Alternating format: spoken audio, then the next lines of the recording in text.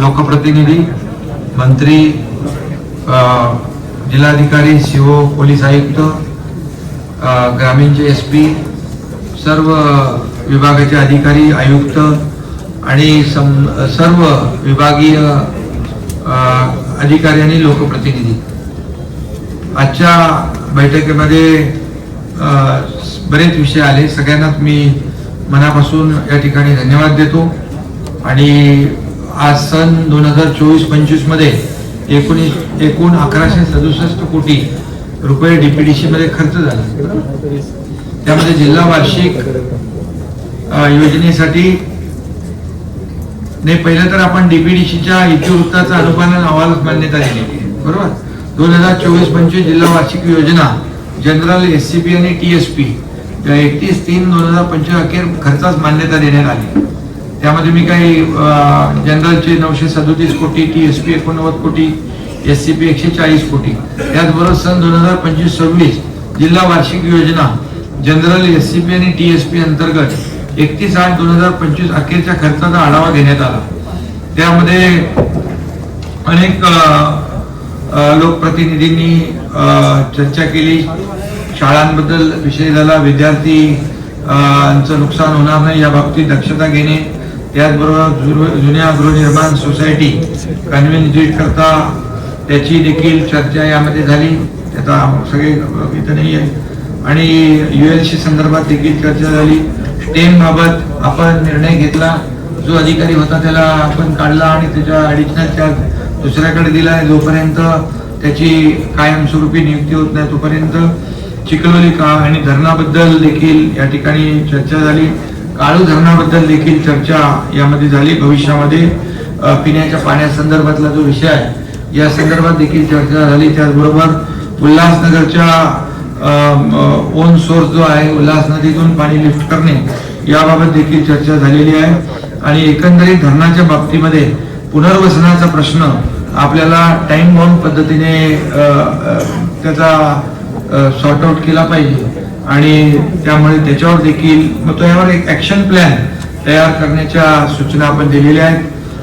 त्याचबरोबर घोडबंदर रस्ता, service road, रुंदीकरण, त्याचबरोबर वाहतूक कोंडीच्या संदर्भात देखील यामध्ये चर्चा झाली. वाहतूक कोंडीमध्ये short term, mid term, long term अशा प्रकारची नियोजन आपण जिल्हाधिकाऱ्यांना सांगितलेलं आहे. त्यासाठी आपण 15 कोटीची तरतूद, बरोबर, टोटल 15 कोटी सर्व 5 कोटी 15 कोटीचं मागणी तयार झाली.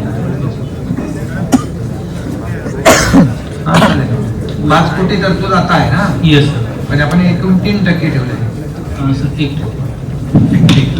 तर त्यामध्ये तुम्हाला आता जे काय मगाशी आपण म्हटलं, बॅरिकेडिंग असतील, सायनेजेस असतील, हाईट बॅरियर असेल, जे काय असेल, पार्किंग लॉटसाठी मदत करणे असेल, बरोबर, या संदर्भात आपण घ्या. परंतु त्याचबरोबर मोठी आपली जी काय मोठा निर्णय जो घेतलाय आपण तो MMRDA चं तुमचं डिपार्टमेंट जे आहे ना, ट्रॅफिक सिम्युलेशन, ट्रॅफिक डिकंजेस्ट करणं, yes sir, TNC department, TNC त्या डिपार्टमेंटच्या माध्यमातून एक ट्रॅफिक स्टडी करायचा पूर्ण जिल्ह्याचा आणि त्यासाठी एक्सपर्ट कन्सल्टंट घेणे, जे जे काही आपल्याला आवश्यक आहे ते सगळं घेणं आणि MMRDA ने त्याचा पूर्णपणे स्टडी करून वाहतूक कोंडी मुक्त ठाणे जिल्हा अशा प्रकारच्यासाठी आपण एक त्याचा ट्रॅफिक स्टडी करून एक तुमची जी विंग आहे त्या विंगला जबाबदारी देण्याचा निर्णय आपण या आजच्या बैठकीमध्ये घेतलेला आहे. ठाणे जिल्ह्यातल्या पोलिसांच्या वाहन खरेदीसाठी देखील चर्चा झाली. वाढीव निधी तरतूद DPC मधून देण्याचं मान्य केलेलं आहे. JDPच्या शाळा मनपाकडे हस्तांतरित करण्यासंदर्भात कार्यवाही करण्याबाबत त्यामध्ये कंडिशनल NOC देण्याच्या सूचना दिलेल्या आहेत. त्यामुळे ZP शाळेच्या दुरुस्ती डागडुजी बाबत DPDC मध्ये कमी तरतूद असली तरी रिअप्रोप्रिएशन मध्ये आपण पुनर्नियोजनामध्ये निधी उपलब्ध करून देण्याबाबत देखील चर्चा झाली. 30-54 ग्रामीण भागातले रस्ते याला निधी कमी पडतोय, त्यामुळे जिल्हाधिकारी आणि त्याचा सर्व काही आढावा घेऊन त्या संदर्भात वाढीव निधीबाबत शासनात प्रस्ताव सादर करावा. नैसर्गिक शेती, शेणखताबाबत देखील मगाशी कतोरे यांनी ते चर्चा केली. ते नैसर्गिक शेतीचं क्षेत्र वाढवणं या संदर्भात देखील आपल्याला चर्चा झाली आणि कलेक्टरना जिल्हाधिकाऱ्यांना अशा सूचना आपण दिलेल्या आहेत. गट शेती, सुरण आणि लागवड, बांबू लागवड या संदर्भात देखील, कारण शेतकऱ्यांना ज्या माध्यमातून जास्तीचे पैसे कसे मिळतील या संदर्भात देखील पारंपरिक शेतीबरोबर नैसर्गिक शेती आणि आधुनिक शेतीकडे आपला शेतकरी देखील प्रगत शेतकरी आहे आणि आपल्या ठाणे जिल्ह्यातून एक्सपोर्ट पण होते भेंडी आणि डोबळी मिरची, बरोबर. तर प्रगत शेतकरी आहेत, त्यांना आपण त्यांचा सत्कार देखील नेहमी करत असतो. त्यामुळे त्यामध्ये देखील शेतकऱ्याला एक शाश्वत उत्पन्न मिळालं पाहिजे यासाठी देखील आपण त्याच्यावर चर्चा झालेली आहे. मानगाव बांबूच्या संदर्भात देखील आपल्या कृषी विभागाने मगाशी सूचना केली. जिल्हाधिकाऱ्यांनी त्याबाबत देखील ठोस निर्णय, जो काही कृती आराखडा आहे, जो कृती कार्यक्रम तो राबवला पाहिजे. मीरा भाईंदर मध्ये पशु चिकित्सालय झेडपीने मनपाकडे हस्तांतरित करण्याबाबत देखील इथं निर्णय झालाय. नवी मुंबई आणि ठाणे एक डीसीपी ट्रॅफिक आणि ठाणे शहरासाठी एक डीसीपी ट्रॅफिक आणि एक ऍडिशनल ट्रॅफिक साठी ऍडिशनल शिपी हे पद जे मंजुरीसाठी शासनाकडे सादर केलेलं आहे, या बाबतीमध्ये तात्काळ गृह विभागाशी चर्चा करून त्यांच्या माध्यमातून आपण तेही करून घेऊ. आणि जे काही वाहतूक समस्येबाबत जी यंत्रणा लागणार, मी आताच म्हणालो, जिल्हाधिकाऱ्यांनी त्यामध्ये ट्रॅफिक वार्डन असतील कोऑर्डिनेट करणं आपण त्या संदर्भात आवश्यक आहे. आणि म्हणून महापालिकांना जेवढं आपले रिक्वायरमेंट आहे, रिक्वेस्ट जेवढी आहे त्या प्रमाणात आपण महापालिकांना सूचना देऊन आयुक्तांना त्या बाबतीमध्ये ट्रॅफिक वार्डन आणि ट्रॅफिक कमी करण्यासाठी त्यामध्ये आपण निर्णय घेणं, त्याचं नियोजन करणं आणि त्या बाबतीमध्ये देखील निर्णय घ्या. त्याचबरोबर भिवंडीतली गोडाऊन आहे, हे रोटेशन मध्ये सुट्ट्या देणं, ते कलेक्टर म्हणून तुम्ही त्याचं नोटिफिकेशन काढू शकता.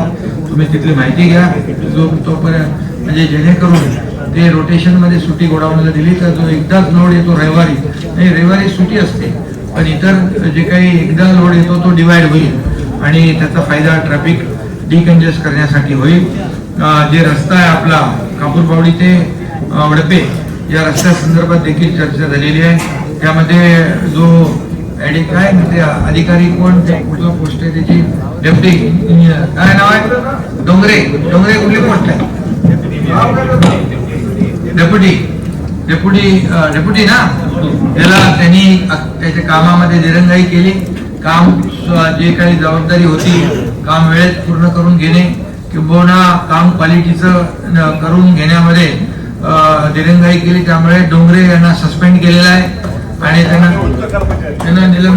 ते आता कोण गेला तो आता पण तो आहे ना, ऑलरेडी काम करतोय ना, MSRDC आहे ना, तो MSRDC मध्ये आहे. ओके,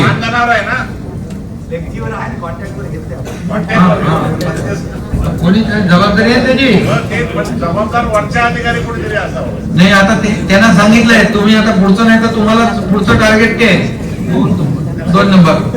त्यामुळे त्याच्यावर कारवाई करण्याचं म्हणजे हे दिलेलं आहे.